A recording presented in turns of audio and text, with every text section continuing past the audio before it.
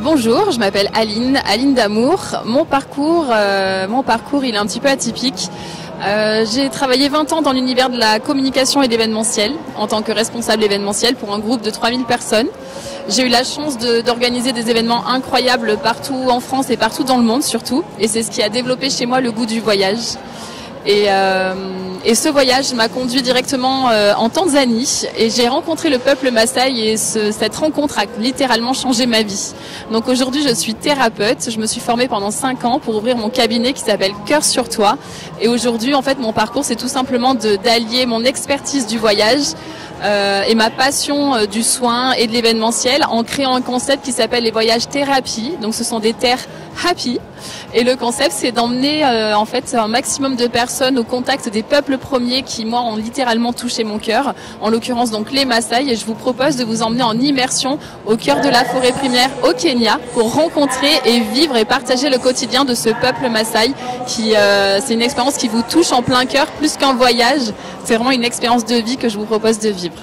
Comment c'est venu? Je dois dire en fait tout simplement que c'est grâce au confinement, comme quoi le confinement a aussi été révélateur de belles choses. À mon sens, le confinement, il a été connecteur en fait. Il a permis de se relier à des choses hyper puissantes et en l'occurrence, c'est comme ça que je me suis retrouvée en Tanzanie.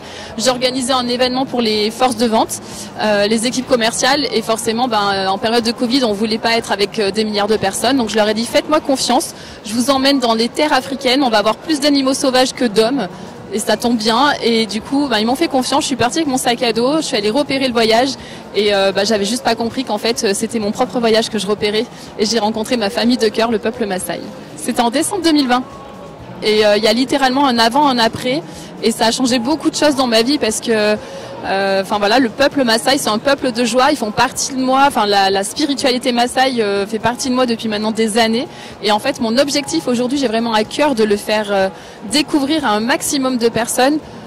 J'ai envie qu'ils ressentent ce que moi j'ai pu ressentir parce que c'est un cadeau d'une valeur inestimable. Donc ma seule motivation aujourd'hui c'est ça, c'est de pouvoir transmettre tout en préservant ces peuples premiers de nos villes, de nos quotidiens parce qu'en fait ils portent en eux une espèce de mémoire du monde et surtout d'avenir du monde et moi c'est ça qui me fait vibrer en fait. Ça aurait pu être un autre peuple, mais en Tanzanie, c'est les Maasai qui m'ont accueilli. C'était comme dans un film, comme dans Rendez-vous en terre inconnue. J'étais en 4x4, on était en hors-piste et d'un coup il m'a dit « Aline, on est arrivé ».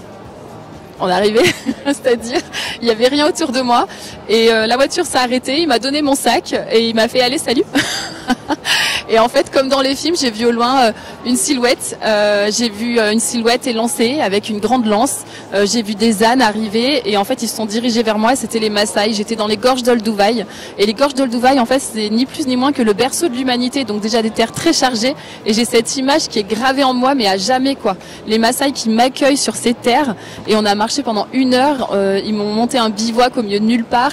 Et j'étais au milieu des animaux sauvages. C'était connexion totale, je sais pas à quoi, mais avec la sensation que je rentrais chez moi en fait. C'est ça surtout qui a été très puissant, ces retrouvailles. Je l'ai vécu comme des retrouvailles en fait. Et bien au retour de ce voyage, j'avais envie bien sûr de découvrir davantage parce que j'y étais en posture professionnelle, donc forcément j'étais là avec un objectif précis et je leur ai dit mais je vais revenir. Et d'ailleurs quand je suis partie, j'ai survolé le Kilimandjaro et en décembre 2020 quand même, quand on est responsable événementiel pour un groupe de 3000 personnes, il faut quand même s'accrocher parce qu'on avait quand même des événements un peu partout au-dessus de la tête qui étaient dans les coulisses on va dire. On les tenait au chaud par rapport au Covid et je crois qu'à ce moment-là, si je devais mettre des mots sur ma souffrance, je souffrais de non-aboutissement dans le sens où on mettait beaucoup d'énergie pour donner la power à 3000 personnes et en fait on y croyait puis des fois à J-10, J-4, J-1 tout retombait à l'eau à cause du protocole sanitaire qui avait changé, etc. Et quand j'ai survolé le Kilimandjaro, après cette rencontre avec les Maasai qui m'a vraiment touchée en plein cœur, je me suis dit mais c'est ça que je vais faire en fait. Je vais reprendre un billet d'avion toute seule, je vais prendre mon sac à dos, je vais monter au sommet de cette montagne là, à 5895 mètres et je vais redescendre. Et c'est ce que j'ai fait. Je suis rentrée, j'ai appelé une amie et je lui ai dit Bérénice, j'ai un truc de dingue à te proposer mais d'abord dis-moi oui. Comme elle me connaît bien sûr. Elle m'a dit oui. Et du coup c'est comme ça qu'elle s'est retrouvée au sommet du Kili 5 mois plus tard. Il faut savoir que le sommet du Kilimandjaro ça s'appelle Uhuru Peak en langue swahili qui veut dire pic de la liberté. Et je peux vous garantir quand vous êtes là-haut,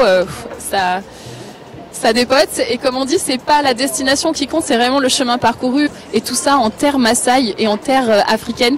Enfin, le combo, il est magique en fait. Et comme je dis souvent, c'est pas simplement une ascension, c'est pas simplement aller sur le toit de l'Afrique, c'est se connecter au toit, TOI, de l'Afrique. Et c'est ça ma force. Enfin, il y a des choses tellement belles à vivre que, voilà, pour moi, c'est nos limites, quoi. C'est le cœur qui parle. Il faut le voir comme un voyage d'une vie. Vraiment, c'est telle force de pouvoir se connecter à ce peuple premier. C'est un peuple de joie. Les Maasai, ils vivent dans l'instant présent. Donc, c'est un peuple qui ne connaît ni la critique, ni le jugement. Pour eux, hier n'est plus, demain n'est pas encore. La seule réalité, c'est le moment où ils sont en train de vous parler les yeux dans les yeux. Du coup, ils ont un tel alignement, ils ont une telle confiance en eux, ils ont une telle force. Et à la fois, ils vivent aussi des épreuves de vie, des drames de vie dans leur vie de Maasai, ça existe. Mais ils ont une posture, un ancrage, une connexion avec la terre qui fait que enfin, je sais pas, ils ont une puissance incroyable. Et se connecter avec ce peuple, ressentir, vivre avec eux et capter la joie de ce peuple, mais ça s'inscrit dans chaque cellule de votre corps et vous repartez avec une force incroyable. Et en fait, on se rend compte que tout ça, on l'a en nous. Mais simplement, dans nos sociétés, voilà, on est pris dans un rythme, on a 3 milliards de choses à faire, à penser, on a une charge mentale incroyable. Alors qu'en fait, tout ça, on l'a juste au fond de nous. Donc moi, mon objectif, c'est de vous reconnecter à cette part de vous et de vous révéler, quoi. Et derrière révéler, des fois, c'est tout simplement se réveiller ou des fois s'éveiller aussi à ces parts-là. Et en fait, c'est magique quand on se connecte à ça. Alors, où est-ce qu'on peut me trouver aujourd'hui? Donc, j'ai un site qui s'appelle coeursurtoi.com. Cœur sur toi, c'est le nom de l'activité de thérapeute que j'ai développée. Ça me paraissait tout à fait naturel parce que pour moi, j'aime prendre soin des gens sur tous les plans. J'aime prendre soin de votre âme, de votre corps, de votre esprit, de votre cœur. Donc, tout naturellement, cœur sur toi. Parce que j'ai une faculté de voir des cœurs partout dans la nature. Et du coup, je dis souvent aux gens, en fait, que j'aime les cœurtiser. Donc, moi, je cœurtise les gens qui passent du temps avec moi et je leur dis attention, le radar à cœur, il est irréversible. Dès que vous voyez un cœur, 2 cœurs, 3 cœurs, vous allez en voir toute votre vie et c'est la magie de la vie en fait. Donc voilà, vous pouvez me trouver sur internet. Je suis en train de développer les réseaux sociaux. Il faut savoir que 20 ans de communication, c'était chouette. Mais moi, mon job, j'étais une femme de l'ombre et moi, je mettais les gens en lumière. Donc en fait, me mettre en lumière, c'est pas ce qui est le plus simple aujourd'hui pour moi. C'est un peu les cordonniers les plus mal chaussés. Et ben, je peux vous dire que les cœurdonniers sont aussi les plus mal chaussés. Et du coup, c'est pas une étape facile pour moi de parler de moi en fait. Vous pouvez aussi me retrouver sur Instagram. Donc Instagram, c'est aline.damour.coeursurtoi. Je vais essayer d'alimenter avec plein de photos parce que j'ai tellement de photos de mes voyages, j'ai tellement de choses à raconter. Mais je suis aussi tellement dans l'instant présent que du coup, c'est pas un réflexe que j'ai, mais en tout cas, je peux vraiment vous embarquer dans cet univers en vous communiquant tout ça. Donc n'hésitez pas à me suivre. J'ai plein de choses. Là, je rentre du Kenya. Je viens de passer 3 semaines dans la forêt primaire avec les Maasai, dans un village à 8 heures de route de Nairobi. On n'avait pas d'eau courante, pas d'électricité. Et en fait, je peux vous dire qu'on était les rois du monde, quoi. Parce qu'on avait juste le cœur et la connexion avec ce peuple. Et pour se connecter, les cœurs n'ont pas de Wi-Fi, n'ont pas besoin de Wi-Fi. Donc du coup, voilà, Instagram, je n'ai pas pu l'alimenter en direct du Kenya, mais là, je suis de retour de voyage. J'ai plein de choses à vous dévoiler. Et aussi, surtout, le programme de l'année prochaine. J'ai plein de nouveaux voyages à vous présenter. Donc, retourner en terre Maasai, c'est prévu pour juillet. Je peux vous emmener à la rencontre du peuple Samburu qui vit dans le nord du Kenya. Là, c'est vraiment une expédition pour aller les rejoindre. C'est 2 jours de marche. On dort dans la forêt avec les rangers. C'est 17 km de montée. Ça se mérite, mais quand vous êtes là-haut, c'est le paradis. Je vous propose aussi de vous emmener en Tanzanie là pour parcourir les plaines africaines, donc partir à pied avec les ânes, les Maasai. On dort en bivouac, pareil dans la forêt. On va arriver au pied de Oldouagnolangai, qui est la montagne sacrée de la déesse Enkai, la déesse des Maasai. C'est vraiment une terre sacrée pour les Maasai et on va se connecter à ce peuple. J'emmène avec moi aussi Nenkai. Nenkai, c'est une personne que j'ai rencontrée au Kenya. Nenkai a épousé un Moran. Elle a épousé Memusi. Donc un Moran, c'est un guerrier Maasai. Et Nenkai, ça fait 5 ans, donc elle a quitté sa vie en France. Elle est maintenant résidente kenyane. Elle s'est mariée avec Memusi et elle nous accueille au Kenya, justement dans la forêt primaire. Et Nenkai sera présente à mon voyage en Tanzanie. Elle va venir avec nous pour vous enseigner la spiritualité et la sagesse Maasai. Donc voilà, ça va être un voyage très très riche avec de belles rencontres à venir. Je porte des bijoux Maasai.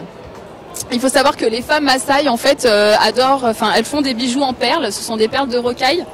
Voilà, donc en fait chaque contrée a un petit peu ses spécificités. Il y a des bijoux qui sont vraiment propres à la forêt, donc tout ça vient de la forêt de Naimina Nkiyo, donc la forêt des enfants perdus au Kenya. Et c'est des bijoux qui ne me quittent plus. Alors j'ai beaucoup de bijoux. Et voilà, c'est un art ancestral que les Maasai maîtrisent. Les femmes fabriquent leurs bijoux, les vendent au marché, c'est ce qui leur apporte aussi une source de revenus. Il faut savoir que les Maasai, à la base, c'est quand même un peuple nomade pastoral, donc ils passaient de contrée en contrée, ils bougeaient avec leurs animaux. Aujourd'hui, malheureusement, ils ont été parqués, donc ils ont fait avec les terres dont on leur a mis à disposition, mais ils ont construit leur vie et leur équilibre avec ces nouveaux éléments.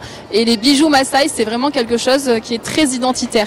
Vous pouvez reconnaître les Maasai de Tanzanie et du Kenya à travers les bijoux. En Tanzanie, les bijoux sont très blancs avec des perles bleues un peu jaunes, alors qu'au Kenya, c'est très coloré, vous reconnaissez tout de suite. Et il y a aussi des bijoux qui sont portés uniquement par les Moranes, les guerriers, donc voilà, chaque bijou a aussi une signification assez particulière.